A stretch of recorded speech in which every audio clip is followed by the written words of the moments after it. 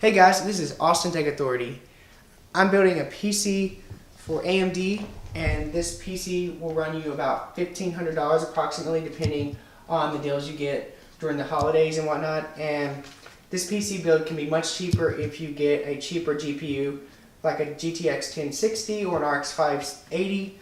This build actually includes a GTX 1080. I know some of you will say that's overkill because the components that I'm giving this GPU with will be a lot cheaper than the actual GPU. So I think this PC is overall balanced because 4K gaming is what I'm pushing for, and the CPU is not going to be the bottleneck in this case, and this should be able to handle editing quite well because this is a 6-core, 12-thread, 1600 AMD processor. So I think this is an overall balanced build, and from there we'll be good to go.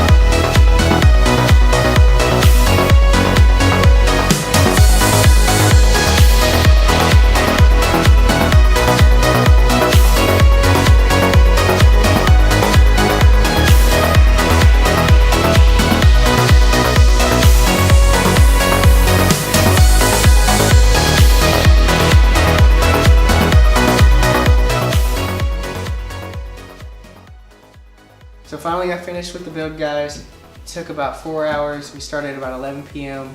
last night, and now it's about 3 a.m. right now. And a lot of movement around and just, keeping the cables pretty organized. I think it looks pretty good given the power supply, semi-modular, and it's 850 watts. So there's plenty of room for growth on the system with lots of extra hard drives or solid state drives, and adding many other graphics cards for mining purposes if you ever wanted to do that, which many people are still doing that. And it actually is still profitable. You'll be surprised. It just might take a while for you to get a return on investment depending on the card you have. So starting off with the CPU, we actually have a 1600. It's not the X series, but it still can be overclocked. And this is a B series motherboard, but it's still overclockable. That's one thing I like about AMD. You don't have to get the X series like Intel and are forced to pay the extra fee just to get a motherboard that's overclockable. And you have 8 gigabytes of RAM in this right now. It's obviously expandable up to 64 gigabytes with more memory added depending on your needs. So this is definitely a good starter build, but obviously you can get a much cheaper graphics card than the 980 Ti or the 1080 Ti, because this is just what I wanted to put in there. And if you're doing 4K, this will be perfect for 4K, and the bottleneck would not be the CPU, because the CPU is technically going to be slower on the Ryzen side versus the Intel, because Intel has higher clocks on their processors. But this will be the best for 4K gaming and still be able to edit or even stream some content. So overall, I think this is a really good build, and it's got nice tempered glass on the front. The one thing I don't like on the back is it has plastic on the back for the side panel, not glass, and it is a little bit of a fingerprint magnet on the sides where there's some plastic. But overall, I think it's a really great case, really good build, and you can obviously scale down some of the parts if you need, but I think this is a great build for a starter PC, or if you want to get into some more serious gaming with the 980 Ti or the 1080. I don't know why I say 980 Ti, but the 1080 Ti. So thanks guys for watching. Like if you like this, dislike if you dislike this. Leave your comments and suggestions down below. Thanks, and I'll catch you in the next video.